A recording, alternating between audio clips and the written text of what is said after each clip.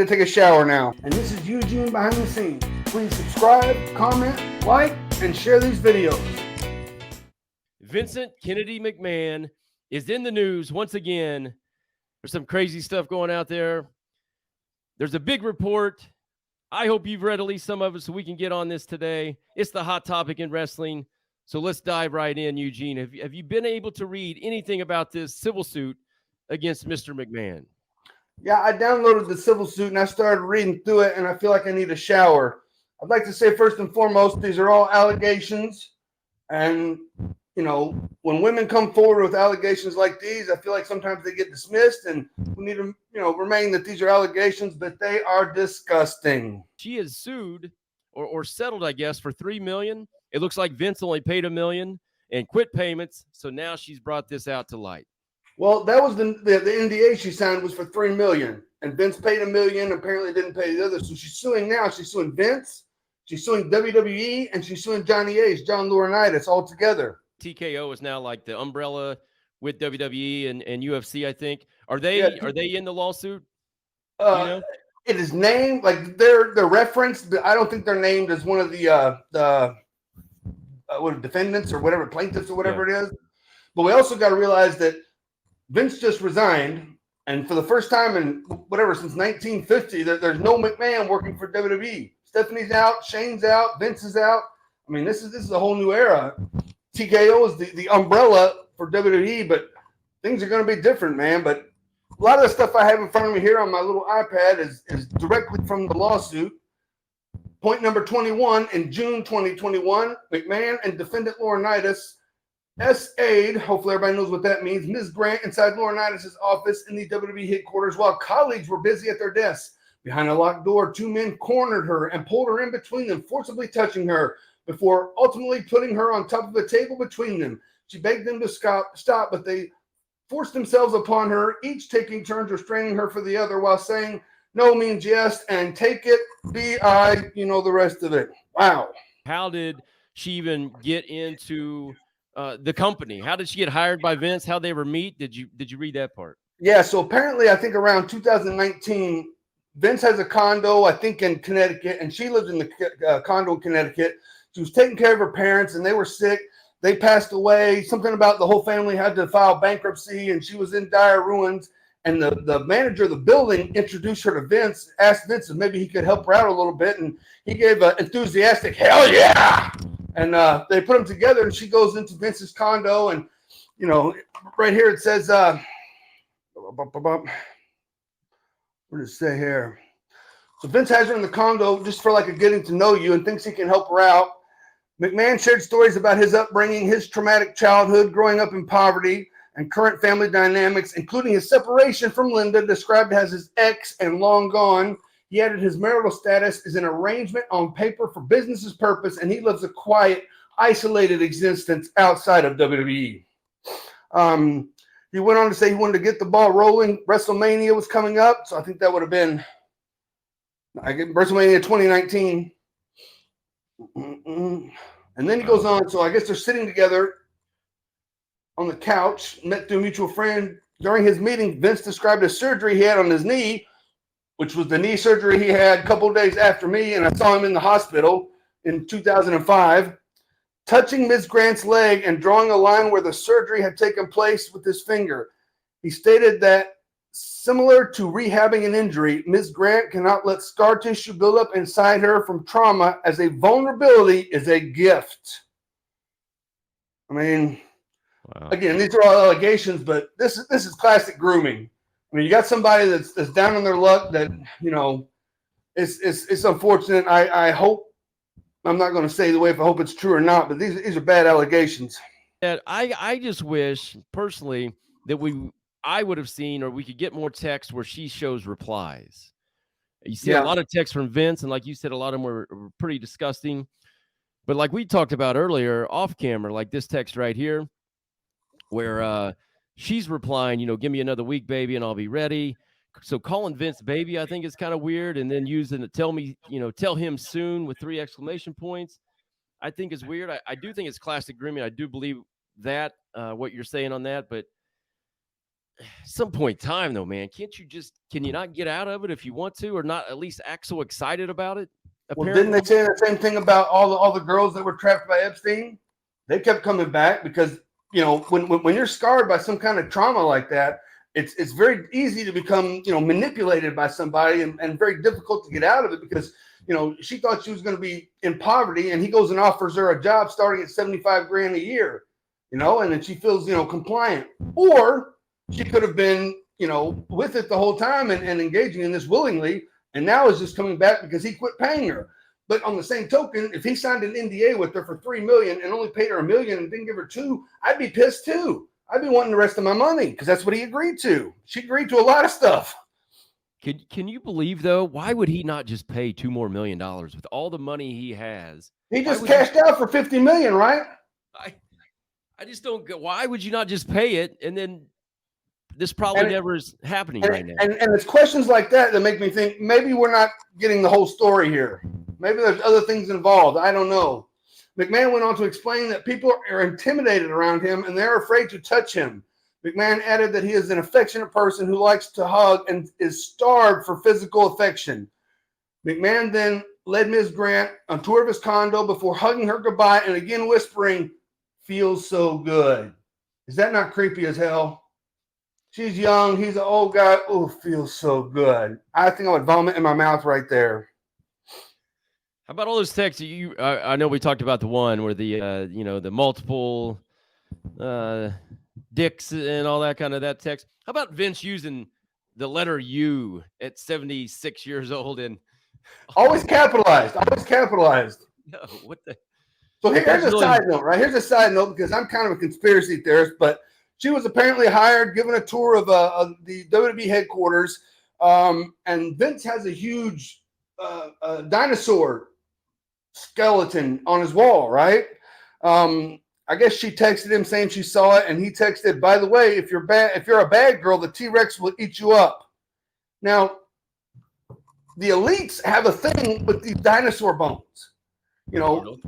Carnegie and all the Bear Robbins, they would get these things as like some kind of prize and trophy. Something about these elites. Nicolas Cage has one. I mean, it's a weird thing that I've seen, watching all these conspiracy videos that I really enjoy, but it's like a common thing that they have this. And I don't know if it's some kind of signal to the other elites or if it's just something, a status thing. But I just kind of caught that. Huh. Never even heard of that stuff. Yeah, I'm a deep diver. This actually came from the Wall Street Journal.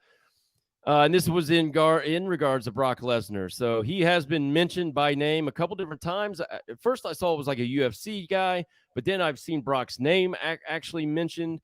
And Vince says that, part of the deal was her hooking up with Brock.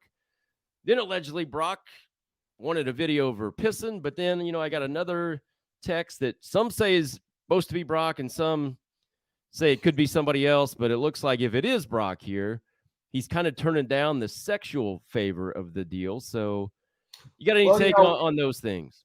That last text you just put up was in the lawsuit. I saw that one in the lawsuit. The Wall Street Journal, I mean, it also said somewhere that I think someone from the office might have leaked some information. So that might be it. But I haven't seen Brock's name at all in the lawsuit. Okay. But if someone leaked it from the office, that very well could be. But you're right. He sounded like it was almost a joke, like Vince, like, she's going to be a part of it. And he kind of ribbed back and forth because I think they had that kind of relationship. But Brock's still married, right? Brock's still married to Sable, right? Last I knew he was married to Sable, yes. Still. Yeah, I don't know. That the reality that Brock would go for it, I would like to think that he wouldn't. And I think that text kind of supports that, but you never know. Yeah, I've heard several other people, Jim Cornette included, Rip Rogers included, thinks Brock was more ribbing on the whole thing. That's their opinion. That's the connotation of that text that I read. Yeah. So here's another one. I guess she went back for another meeting at Vince's condo, right? Brought in sample job descriptions. McMahon listened to Ms. Grant, asked her questions, and pointed out the qualities that he described as rare gifts, including her goodness, vivaciousness, childlike innocence, and ability to be vulnerable. All things that made her an easy target. Again, that's grooming words. How old is she? Do you know? Was it ever in there? It might have been, but I didn't see it. I don't think I've seen an age anywhere that I've seen. So I guess he invited her again later to his condo and asked her to, he didn't greet her at the door, walk into his closet, and he's standing there in his underwear. And she got a little embarrassed, and then he asked her to help on with the shirt. McMahon told Ms. Grant that he would never forget how helpless she looked when they first met, and he wanted to wrap his arms around her and assure her that everything would be okay. That's what you say to somebody that you're trying to manipulate. Remember how bad off you were? Remember how helpless you looked? Remember how, what in a bad spot you were? I was there to help you. I'm your savior. Disgusting. Yeah. So let me ask you this. You were there. You were in WWE. You made a reference a little bit ago. Maybe Brock and Vince had that kind of relationship. When you were there, did you see anything? Hold on now. I meant like a friendly relationship, not a sexual. Where they would not talk, a trial relationship. Yeah. Where they would talk like that. Did you ever see Vince talk to other people like that, or did you see anything like this whole sexual assault case taking place? Like, did you see it behind the scenes at all? So the sexuality assault to the side, Vince was better friends with some guys than others because he probably knew them better, or they were more in a money making spot, and they just worked together more often. As far as, I didn't see any kind of sexual assault. I don't know that it didn't happen, but I didn't see it. But WWE at the time was a very sexual business because there was beautiful women, there was buff guys, and it's a body business, a good looking business. So there was a whole sexual overtone, not overly sexual, but you got guys out there in what looks like small little briefs and women in the same. It's kind of implied, but I didn't feel like that was the main thing about the business. It was still about the in-ring product, but you couldn't help but tell when somebody's got a nice body or nice hair or nice good looks. Yeah, I mean, looking back at it now, though, some of those, when Vince was an on-camera character, like, didn't he have some stuff with Tori Wilson? I think Trish Stratus. Remember, he was really into some of those. Looking back at it, I mean, I always kind of thought, well, he's doing it. And you want to think, apparently, didn't he pitch an angle where he was going to supposedly impregnate his daughter Stephanie? Oh God, I don't know. I didn't hear that. That might be true. I hope that was like fake news, but I don't know.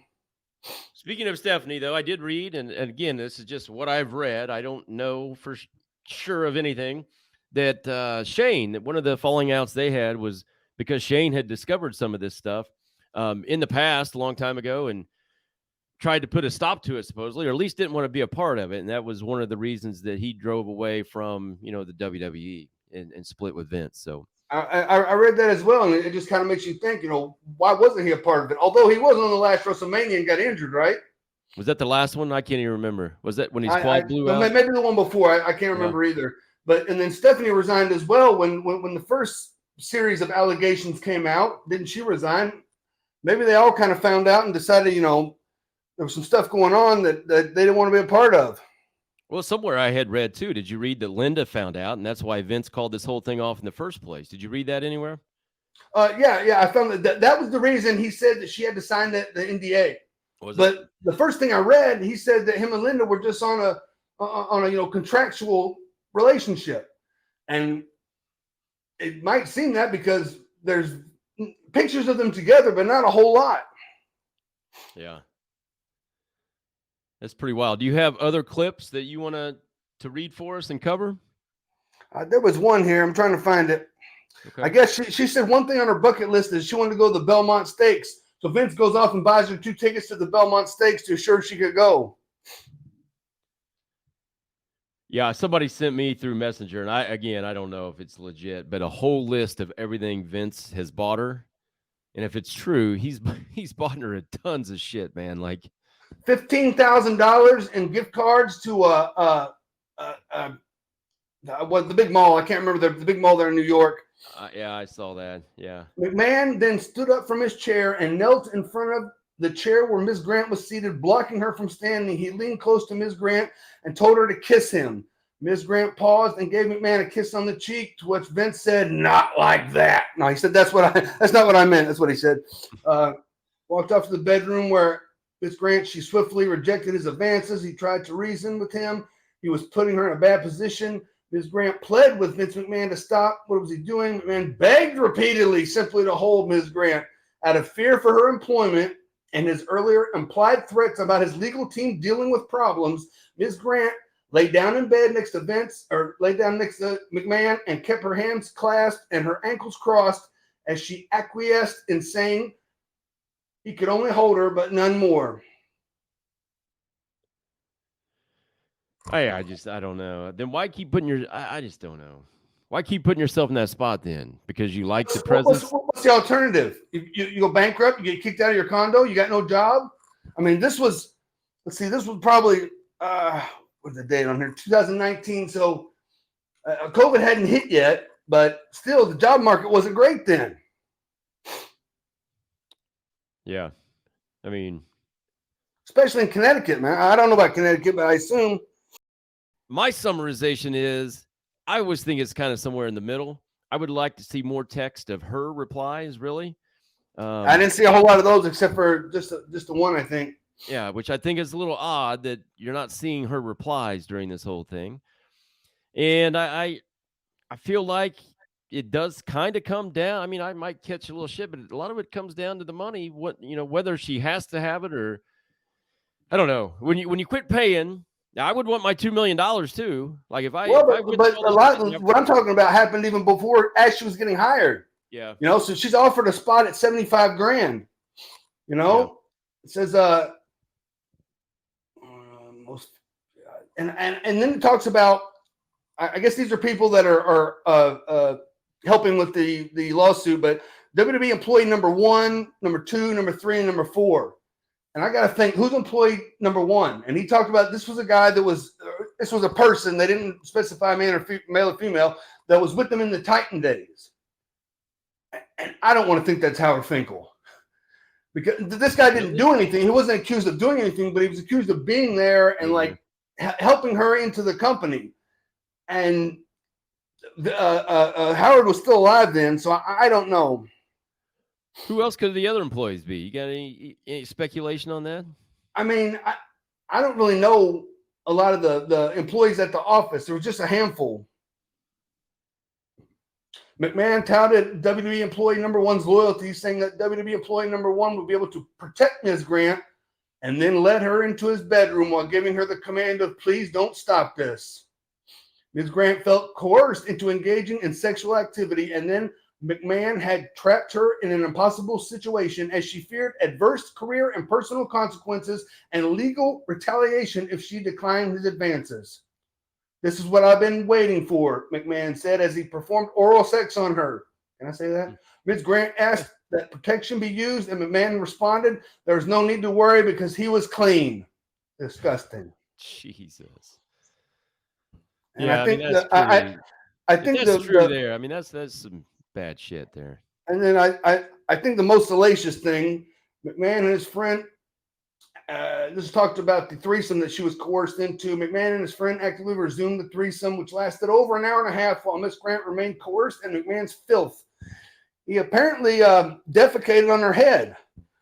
But just like you said, that Cornette was talking about, I've never been involved in a threesome that I'm going to admit to, but if another guy, especially not with another guy, but if another guy all over the woman, I wouldn't want to be anywhere near that. Yeah, I wouldn't either. Especially for an hour and a half. Yeah, I think Cornette said, surely that was on accident. He's 76, doing all this shit, and he just shit his pants, not his pants, obviously, but yeah, could you imagine being another guy? First of all, I don't think I'd want to be another guy having sex with Vince McMahon. And second of all, if he would have shit everywhere, I would have ended it. They say it's okay as long as you don't make eye contact. Man, I don't know. I'd like to see what everybody thinks about it. They can give us the comments in the comment section. I mean, this is a salacious ordeal, and I can only imagine that more is going to come out, because if he didn't pay this one NDA, what are the chances that maybe he didn't pay other NDAs? And if there's some other girl that sees this girl is there going to be more? I mean, he the first time the allegations came out, he fought it tooth and nail and didn't resign, right? I mean, he stepped down from maybe the one position, but he was still in the fold, and now he resigned completely, so he's out to WWE. I mean, I don't know, man. Strange times. Yeah, he resigned from everything, right? This time, like he's out. From what it said, I mean, there's no McMahon working for the WWE. Is Triple H still working for WWE? Yep. I assume, yeah, he's still in the fold. I actually looked at Triple H's Twitter just to see if he had said anything about this situation, and nothing. The last tweet I saw was about tonight's Royal Rumble. So Triple H wasn't putting any of this over at all.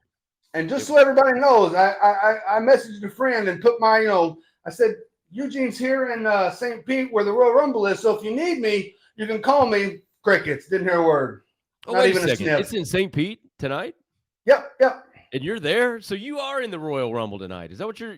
I never say never, brother. I mean, I still got my phone on, but we don't know. Do they know you're there? Do they know you're in town right now? Well, I had messaged a friend that still works for them, and he said he brought it up, and I assumed he was quickly shut down. I think they got bigger issues to deal with right now than if Eugene's going to be in the Royal Rumble. Yeah, you think? Well, we got this Vince McMahon thing on the table. Hey, do you think we could get Eugene in here on the... Of all things that are going on, we need Eugene now. But here's a question, right? Because of these allegations, do you think Vince will ever go in the Hall of Fame? Well, let me ask you this question. Who puts people in the Hall of Fame? Is there an actual vote, or is it just Vince McMahon that puts people in the Hall of Fame? I don't know what it's like now, but I assume it was the small circle of creative talents, which included Vince and probably Hunter and Stephanie when I was there. But now I have no idea. My short answer is no. Like, no way. I don't think Vince will be mentioned probably ever again. Would be I think he's just out. If all this holds true, I mean, just think of it like Benoit. They wiped Benoit out of everything. Now, Vince, for what we know, didn't kill anyone, but I just can't see him if all this shit goes down the way it looks. I think he's just done. I don't think they talk about him anymore. So let me ask you this: if someone settles out of court, do you have to file the lawsuit and start the lawsuit before someone can settle, or can they say, hey, we're going to file this lawsuit and they settle and keep it quiet? Like, why wouldn't he have just paid if he knew this was coming down the pipe?